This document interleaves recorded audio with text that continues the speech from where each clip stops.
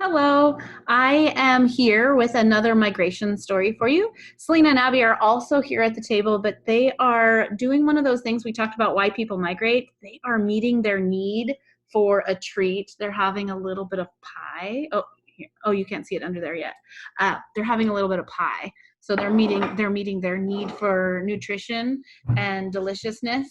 And so they'll maybe join us in the frame in just a second, but they're listening along, eating quietly. Okay, so I have another migration story. So we've talked about the billiard ball migration where people are pushed out of their land. And then we've talked about the horde migration where the groups become attracted to each other for trade or for alliances, and then they become one group with similar characteristics. And then we talked about infiltration and fusion, and that was where there was a group of like people, and then there were smaller groups of people with different cultures and traditions, and they become part of the larger group, but they retain, bless you, they retain some of their culture, their language, or their food, or their religion and celebrations and things like that. They retain that, and so those are three of our migration stories. And then I have another chart to share with you, and so I'm going to switch into split screen so you can see that. This one is a fun one. This one's called Clearing the Land. So you can see there's water out here, and then there's abandoned like regrowing land and an abandoned farm and then a farm over here.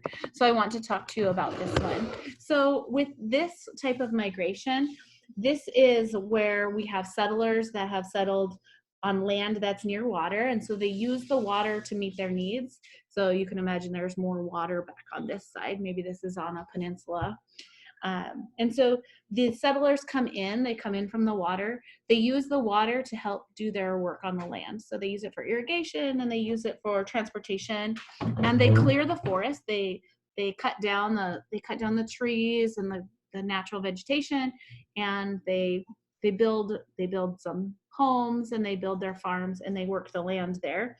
And over time, as they are growing crops in this land, the soil gets used, or the soil gets exhausted and depleted, and the nutrients aren't there anymore, or there are not enough to sustain whatever farming practices or agriculture they've got going on. And so they abandon the land, and they move on, they clear more land. And the land eventually over time begins to recover. It's a slow process if you're not helping it along. So like some grasses and trees start to regrow around the outside of it, and then it'll eventually fill in. So these workers moved over here, they cleared the land, and they grew their crops, and they exhausted this soil. And so they're abandoning this site here, and they're moving over here, and they're clearing this land over here, and you can see that they've built more buildings, and they have their supplies, and here they have all of their different crops that they're growing. And so they're working this land now, and over time the land recovers, as long as they're not clearing too much or depleting the land too much. And so this area here is starting to recover. This area here they've just abandoned, so it'll take more time in the future. And then this land they've just now cleared. And so many people can return to this land after they've left it to sit, and the fertility of the soil is restored by the natural crops that are the natural grasses and native species that grow there. So they can move back there. What happens though if the population gets too big and they clear too much, they can't, the natural processes don't recover as well, and they deplete the land. So this has happened a lot of times throughout history. In American history, this happened like at the time of the Dust Bowl, when people believed crazy things like rain follows the plow, and that if they would plow the land, if they started to work the land, that the weather patterns would change and that the land would become fertile. But what they did is they plowed out all the native grasses, and so nothing held the soil to the ground. And then when they had big windstorms, the soil blew away. And so it actually was quite devastating to the land and for the people that lived on it.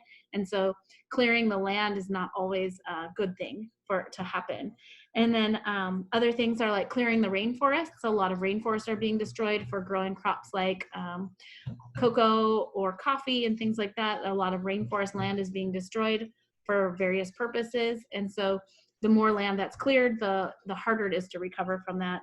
And this happened much of Europe and Australia even. So the natural environment was woody and lots of trees. But as people moved and migrated and they needed more land, they cleared the trees away. And so the landscape we see today is not what it naturally looks like. If you think about when we've walked to Drumheller Springs and we've talked about the native area, or what looks the same as it has through the past versus what it looks like now, we can kind of think about that, because some areas can look very natural and some areas obviously are manicured and like that we have affected a lot. And so this chart is called Clearing the Land, and that's exactly what's happening. They're clearing the land, they're cutting down the natural vegetation to change it to meet their needs. So I hope that you like the story of clearing the land. I can't wait to see what kind of follow-up you do about this one. Some examples again, the Dust Bowl. If you want to research the North American history of the Dust Bowl, you can also look at clearing like rainforest deforestation, and see what happens with that. I can't wait to see your research and follow up.